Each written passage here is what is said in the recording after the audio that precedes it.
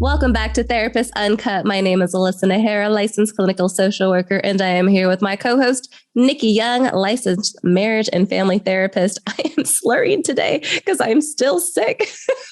No, I am so sorry. Is that why you're slurring? Just kidding. Yeah, she's actually sick. She's not morning drinking. Welcome back, you guys. We missed you these last few weeks. We are here with you today to talk about assertiveness. If you catch any of our episodes, you will learn that we're all about self-awareness, accountability, communication, and just a healthy lifestyle overall, because our goal is to make mental health relatable. So today, we're talking about assertiveness.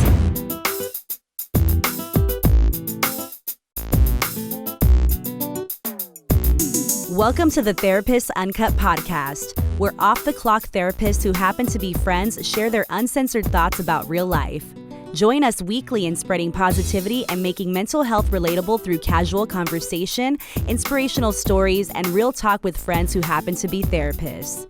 Please welcome your co-hosts, Nikki Young and Alyssa Najera. Today, we're talking about assertiveness. Nikki, how would you define assertiveness? First, I'm going to assertively state that, would you mind if I share a joke before we get started? Let's go. How many therapists does it take to change a light bulb? How many? One, but the light bulb really has to want to change. Oh, Nikki has so many dad jokes. I love it. I've got so many. But my goal now, and I haven't cleared it with the rest of the team, I think I should bring a therapist-related joke to every episode now. I like it. Okay. Let's do it. Y'all All okay with that? The listeners said yes. They're like, no. we got a few no's, but that's okay. If my kids were listening to the episode, they're like, no, we're done with the dad jokes. They have to listen to them all day. I'm like, as I was doing that, I'm looking at my hair, because if you guys are listening to us, we're also on video. If you'd like to watch the video, and my hair is like bouncing. I feel like I have like Texas hair right now. It's so high. Or like, do you remember those things from like junior high? What were they called? The bumpets? Yes, or something like that. I do remember those. Yeah, you like put it under the hair give it a little back for more.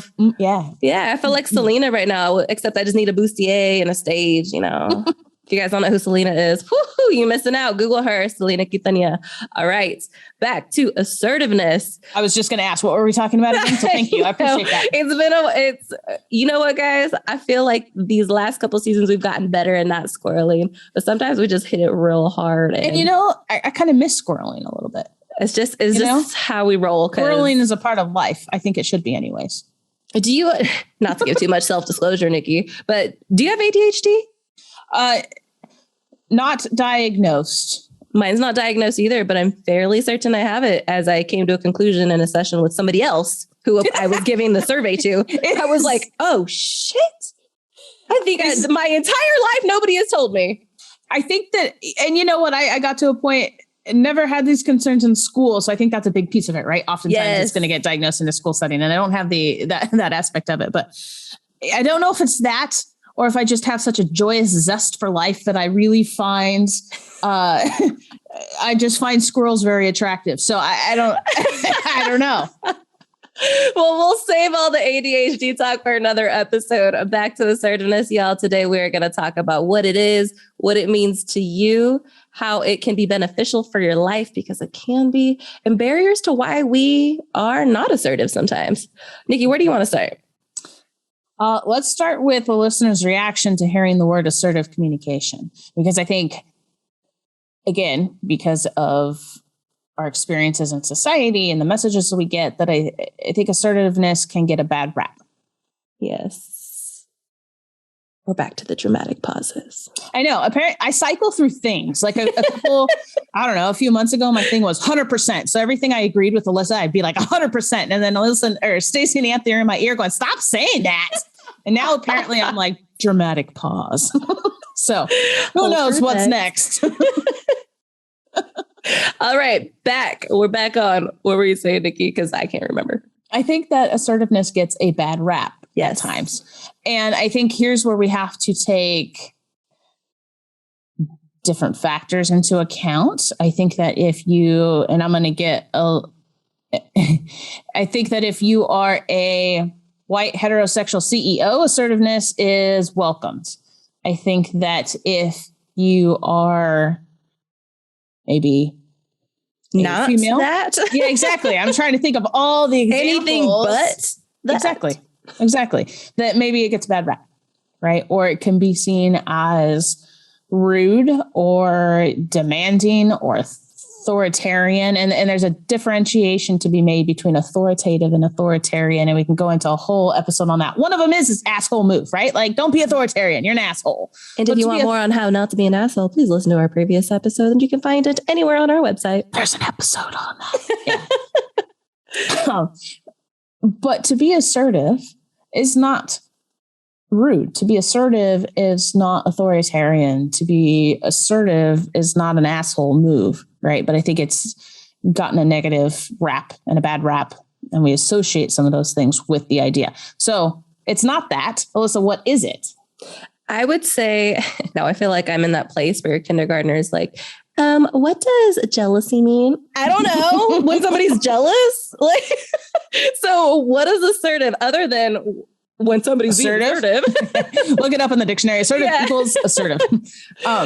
Being able to stand up for yourself or others or a cause that you deeply care about in a clear, and I want to say confident, but sometimes being assertive, I think it takes a level of confidence, but it could be very uncomfortable.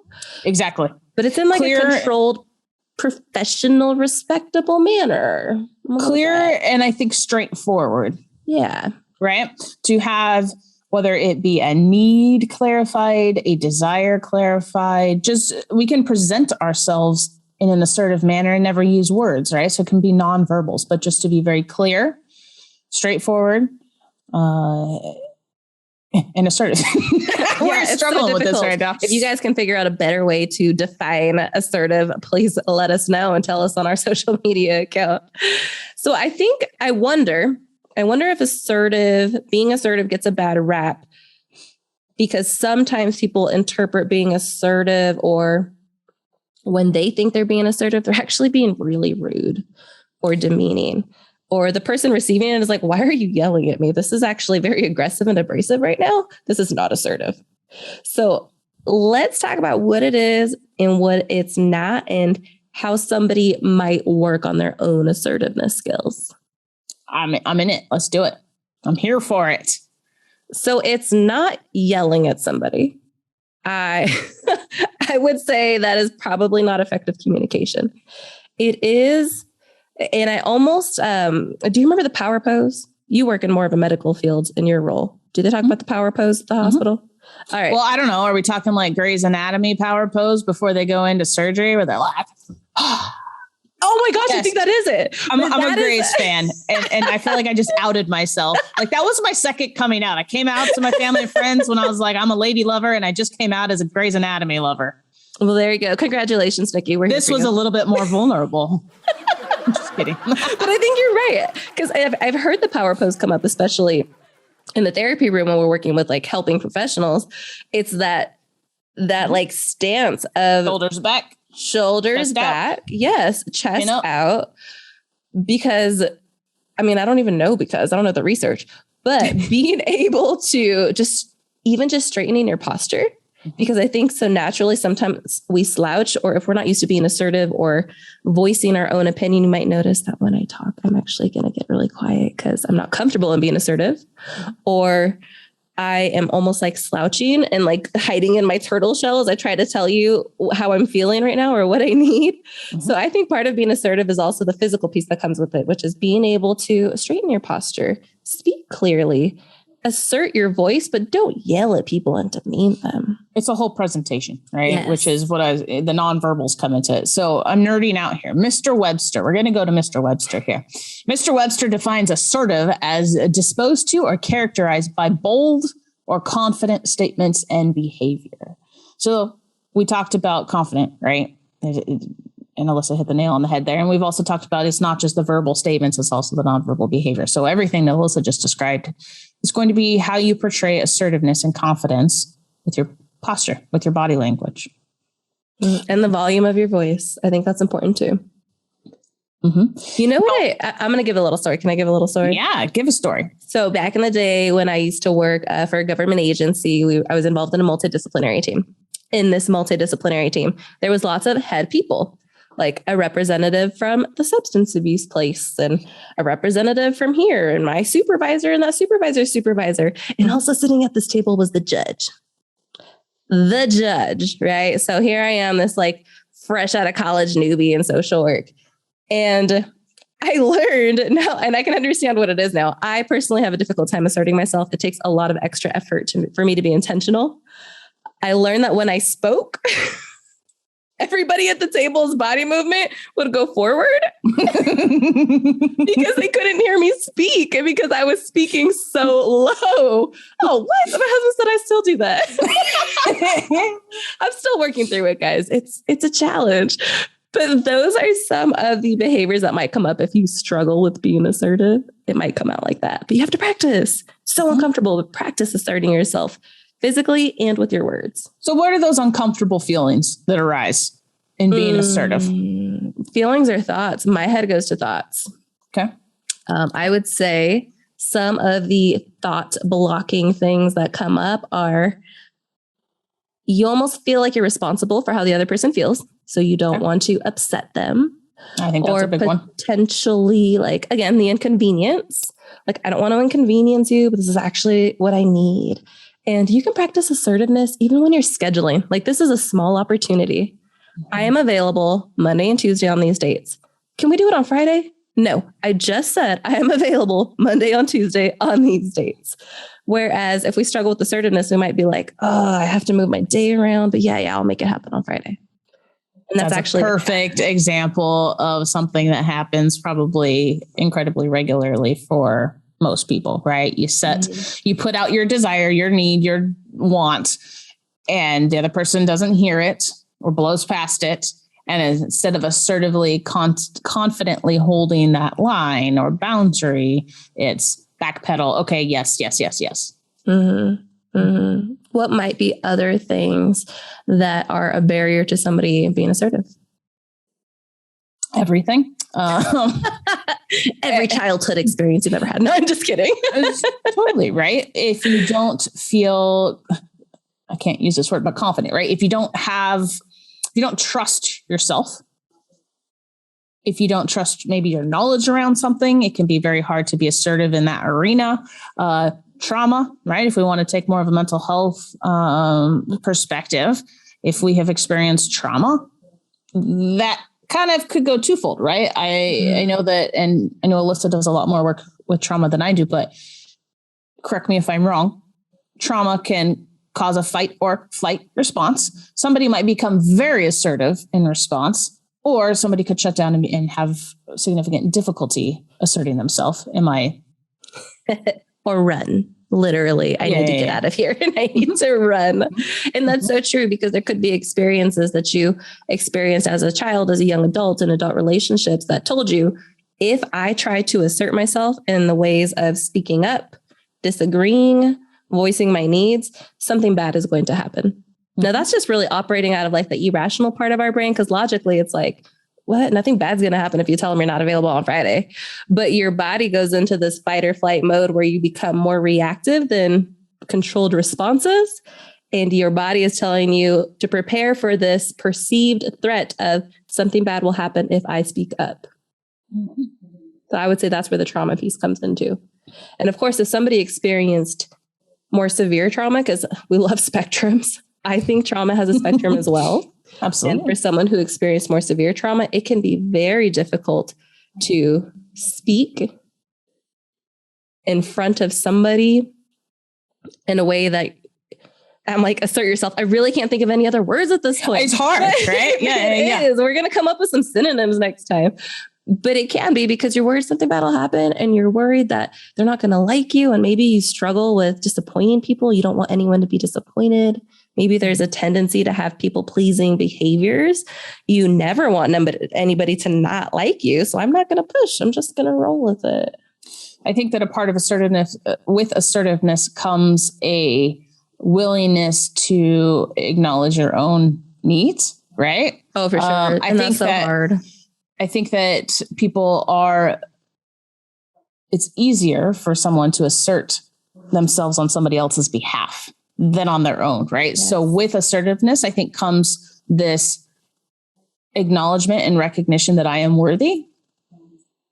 And so it's okay to assert myself because I deserve this, right? So, and again, spectrum, right? There's all these examples of how somebody could assert themselves in all of these situations and interactions in which it is relevant. If somebody recognizes, okay, this is not my strength.